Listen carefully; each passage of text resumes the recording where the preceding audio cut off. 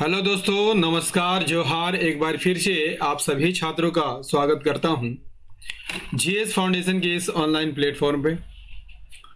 और दोस्तों, आप सभी छात्रों से मेरा अनुरोध है कि आप इस सेशन को पूरा अवश्य देखिएगा।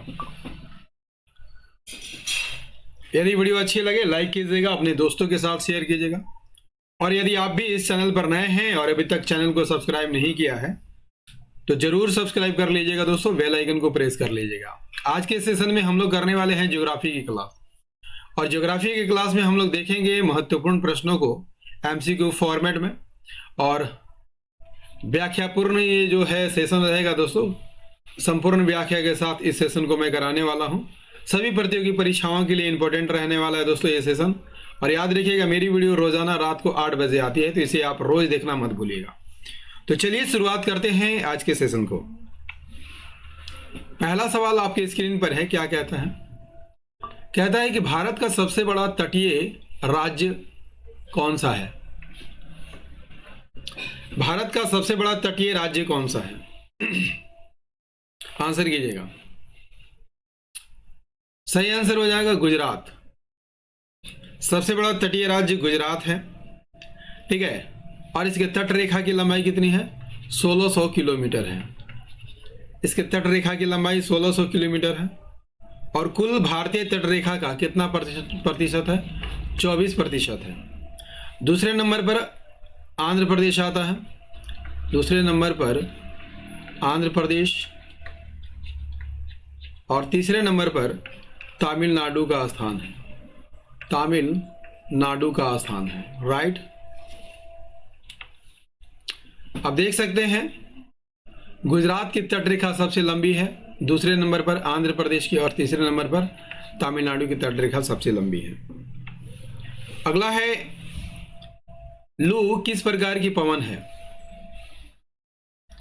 लू किस प्रकार की पवन है? आंसर कीजिएगा।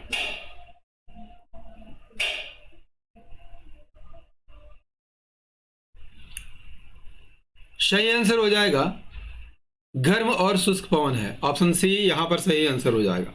लू उत्तरी भारत और कहां चलती है? तो पाकिस्तान में चलती है। और ये धूल भरी तेज गर्म और शुष्क ग्रीष्मकालीन हवा है। इसका तापमान 45 से 50 डिग्री तक होता है, ठीक है, जो मई और जून में चलती है। मई और जून में चलती है, ठीक है। और ये लू का कारण बनता है, और लू के कारण कभी कभी व्यक्ति की मृत्यु भी हो जाती है।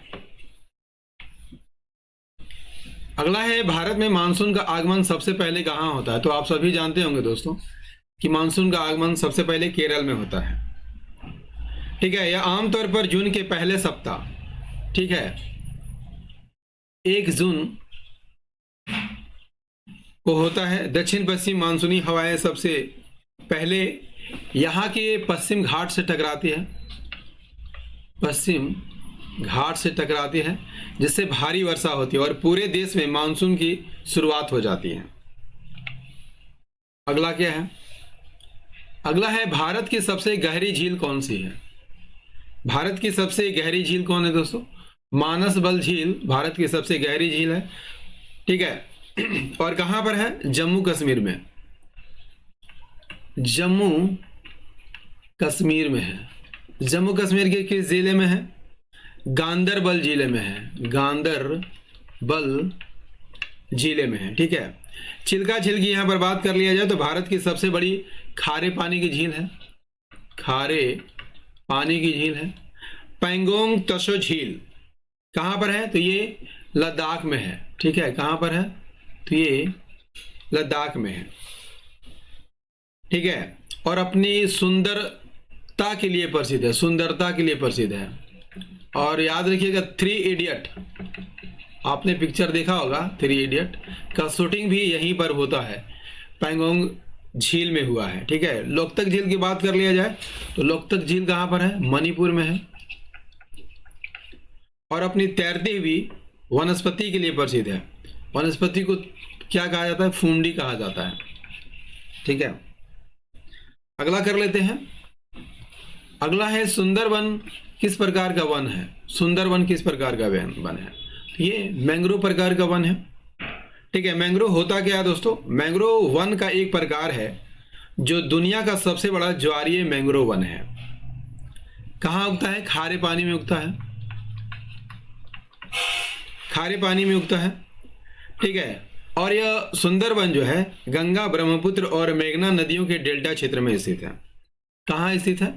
गंगा, ब्रह्मपुत्र और मेघना के डेल्टा क्षेत्र में स्थित है सुंदरवन। ठीक है, सुंदरवन की जड़ें जो है दोस्तों कैसी होती है? सुंदरवन की जड़ें जो है दलदल में इस तरह से फैल जाती है और काफी वनस्पति को मजबूती प्रदान करती हैं। क्लियर है? चलिए अगला क्या है? अगला है भारत में काली मिट्टी को किस नाम से जाना जाता है? काफी इंपॉर्टेंट सवाल है, परीक्षाओं में बार बार रिपीट किया जाता है। इसे रेगुर मिट्टी के नाम से जाना जाता है। इसे काली कपासी मिट्टी भी कहा जाता है क्योंकि इसमें कपास की खेती की जाती है और यह मिट्टी दक्कन के पठारी क्षेत्र में, कहां पर? दक्कन के पठारी क्षेत्र में पाई जाती है।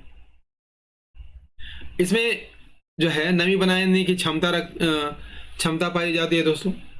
ठीक है, जिससे शुष्क कृषि के लिए अनुकूल होती है, शुष्क कृषि के लिए अनुकूल होती है। राइट। अगला है किस नदी को दक्षिण भारत की गंगा कहा जाता है? राइट आंसर हो जाएगा गोदावरी को। ठीक है, गोदावरी को दक्षिण भारत की गंगा कहा जाता है और यह दक्षिण भारत की सबसे लंबी नदी है। ठीक है, और दक्षिण भारत की पवित्र नदी है। निकलती कहाँ से है दोस्तों? ये महाराष्ट्र के नासिक जिले के त्रयंबकेश्वर से निकलती है, त्रयंबकेश्वर से निकलती है और कहाँ पर गिरती है?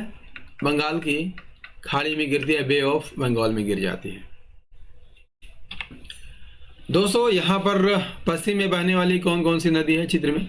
नर्मदा और ताप्ती पश्चिम में बहती है, जबकि महानदी गोदावरी, कृष्णा और कावेरी पूरब की ओर बहते हुए बंगाल की खाड़ी में गिर जाती है। ठीक है, गंगा की बात कर लिया जाए तो ये भी बंगाल की खाड़ी में गिरती है और बंगाल की खाड़ी में गिरने से पहले ये बांग्लादेश से गुजरती है और बांग्लादेश में इसे पद्मा के नाम से जाना जाता है। ब्रह्मपुत्र की बात कर लिया जाए तो ये सबसे पहले अरुणाचल प्रदेश में प्रवेश करता है और निकलता कहाँ है? तिब्बत से निकलता है। ठीक है, असम में बहते हुए इसे ब्रह्मपुत्र के नाम से जाना जाता है और तिब्बत में इसे सांगपो के नाम से जाना जाता है। ठीक है, जब ये गंगा में मिलती है तो इन दोनों नदियों के संगम को क्या कहा जाता है? मेघना के नाम से जाना जाता है और फिर अंततः जो है बंगाल की खाड़ी में गिर जाती है। राइट। चलिए अगला कर लेते हैं। अगला है भारत में सबसे अधिक तांबा किस राज्य में पाया जाता है? राइट आंसर हो जाएगा मध्य प्रदेश में। ठीक है, मध्य प्रदेश के किस जिले में? तो बालाघाट जिले में, बालाघाट जिले में। ठीक है, और कौन सा खदान में? मजाल खंड खदान में, मजाल खंड खदान में। ठीक है, देश के कुल उत्पादन का एक बड़ा हिस्सा यह उत्पादन करता है दोस्तों। इसके बाद राजस्थान का स्थान है, यहाँ खेतड़ी में तांबे का उत्पादन किया जाता है। ठीक है, और झारखंड के सिंहभूम में भी इसका उत्पादन किया जाता है। राइट। चलिए अगला है, और दोस्तों सेशन कैसा लग रहा है कमेंट करके जरूर बताइएगा, क्योंकि आपके कमेंट का मैं हमेशा इंतजार करता हूं दोस्तों, क्योंकि आपके कमेंट ही हैं जो हमें मोटिवेशन देते हैं नए वीडियो बनाने के लिए। तो आप एक प्यारा सा कमेंट जरूर कीजिएगा, सेशन कैसा लग रहा है। भारत की सबसे लंबी सुरंग अटल टनल कहाँ स्थित है? ये तो हिमाचल प्रदेश में स्थित है ना। कहाँ स्थित है? हिमाचल प्रदेश में स्थित है। और मनाली को लाहौल स्पीति से जोड़ती है। मनाली को लाहौल स्पीति से जोड़ती है। ठीक है, और किस दर्रे के नीचे है? तो ये रोहतांग दर्रे के नीचे है, रोहतांग दर्रे के नीचे है, जिससे यात्रा काफी कम समय में पूरी हो जाती है। राइट। अगला है भारत में शीतकालीन वर्षा का मुख्य कारण क्या है? मुख्य कारण क्या है दोस्तों? पश्चिमी विक्षोभ है। ठीक है, ये पश्चिमी विक्षोभ जो है कहाँ से उत्पन्न होता है? तो ये भूमध्य सागर यानी मेडिटेरियन सी से उत्पन्न होता है। और पूरब की ओर यात्रा करते हुए ये भारत के उत्तर पश्चिम भाग में प्रवेश करता है और पंजाब, हरियाणा, दिल्ली में बारिश करती है। ठीक है, और ये बारिश जो है रबी फसल के लिए जो है काफी महत्वपूर्ण है। राइट, चलिए नेक्स्ट क्या है? नेक्स्ट है भारत का सबसे ऊंचा जलप्रपात कौन सा है? राइट आंसर हो जाएगा कुंचिकल जलप्रपात। ठीक है ना। कुंचिकल जलप्रपात कहां पर देखने को मिलेगा? कर्नाटक के शिमोगा जिले में, कर्नाटक के शिमोगा जिले में देखने को मिलता है। और किस नदी पर है? तो ये वराही नदी पर है। ठीक है, कितनी ऊंचाई से गिरता है? 455 मीटर की ऊंचाई से गिरता है। फीट की बात कर लिया जाए तो 1493 फीट की ऊंचाई से गिरता है। ठीक है, जबकि जोग जलप्रपात की बात कर लिया जाए तो ये शरावती नदी पर है। ठीक है, चलिए नेक्स्ट अगला है भारत में सबसे अधिक जूट का उत्पादन किस राज्य में होता है? जूट का उत्पादन पश्चिम बंगाल में होता है ना। और देश के कुल उत्पादन का कितना प्रतिशत उत्पादित करता है? 75 से 81% तक उत्पादित करता है। इसके बाद असम और बिहार का स्थान है। राइट, नेक्स्ट क्या है? रोरिंग फोर्टिज पौने यानी गरजता चालीसा पौने कहां पाई जाती है? कहां पर पाई जाती है दोस्तों? तो ये 40 डिग्री से 50 डिग्री के बीच पाई जाती है।